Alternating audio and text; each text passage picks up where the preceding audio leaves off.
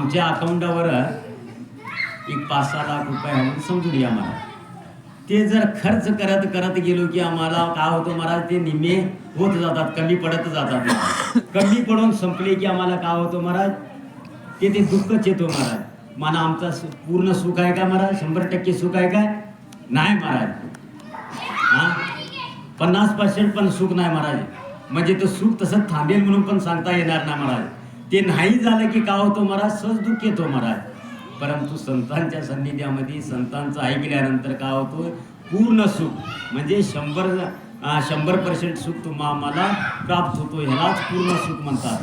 ह्यालाच काय म्हणतात, सर्व सुखाशी, म्हणजे त्याला माप नाही. सर्व सुखाशी पात्र होईजे म्हणजे आम्ही तुम्ही का होणार आहे, पात्र म्हणजे ते तुम्हाला प्राप्त होणार आहे महाराज. म्हणून प्रत्येक एकाने काय केलं पाहिजे, ह्या संतांच्या सान्निध्यामध्येच राहिलं पाहिजे, संतांचंच ऐकलं पाहिजे. आणि अगोदर काय केलं पाहिजे, प्रत्येक एकाने आम्हाला असं वाटत असतो महाराज, आमचंच समाज ऐकावं, आम्हीच दुसऱ्यांना सांगावं. दुसऱ्यांचं ऐकायला आम्हाला थोडा कमीपणा होत असतो महाराज. पण बऱ्याच ठिकाणी का बोललेले आहेत महाराज, सगळ्या भक्तीपेक्षा श्रवण भक्ती श्रेष्ठ म्हटलेले आहेत आणि अगोदर ऐकलं पाहिजेच म्हटलेले आहेत. मला कुठलं श्रेष्ठ आहे महाराज, सांगणं श्रेष्ठ आहे का ऐकणं श्रेष्ठ आहे? ऐकणं श्रेष्ठ आहे. म्हणजे आपल्याला असं वाटत असतं, आता सहज विचार करत असतात महाराज.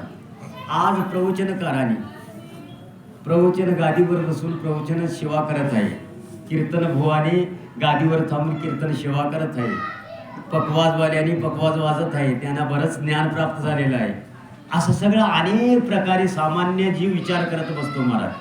परंतु याच्यामध्ये काय म्हटलेले आहेत, वक्ता श्रोता श्रवणे पठणे पावती समभाव, वर्णू जाता अगटित महिमा होतो जीवशी, वंदुनी अनन्य एक जनार्दनी धरी दृढभाव, वर्षती निर्जन ज्ञानदेव नामी पुष्पाचा वर्षाव, ज्ञानदेव म्हणता ज्ञानदेव देतो, वासुदेवची होतो अखंड वदनी वदेतो.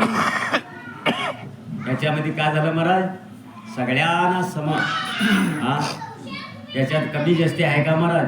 दुसऱ्या कुठल्याही उद्योगामध्ये महाराज जसं जसं त्यांचं काय असतो महाराज, स्टेज असतंय, तसं तसं त्यांना काय कमी जास्ती त्यांनी पगार पण असतोय, असं काय स्थान पण उंच असतो महाराज. त्याच्यामध्ये तसं नाही महाराज, आम्हाला वाटतंय तसं नाही महाराज.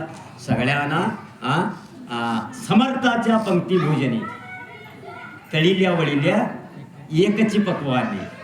आज खरोखर समर्थाचे हे पंक्ती भोजन आहे महाराज. आणि ह्याच्यामध्ये काय होतं महाराज, आमच्या माऊलीयांना पण तेवढंच फायदा होणार आहे. पुरुष मंडळीला तेवढाच फायदा होणार आहे, लहान मुलांना पण तेवढाच फायदा होणार आहे. फायदा म्हणजे ह्योच फायदा. आज त्यांची तुमच्या आमच्यावर कृपा झाल्याशिवाय राहणार नाही संतांची. म्हणजे परंतु काय पाहिजे, हे खरं आहे बाबा. काय आज हे सगळं खरं आहे असा विश्वास पाहिजे महाराज.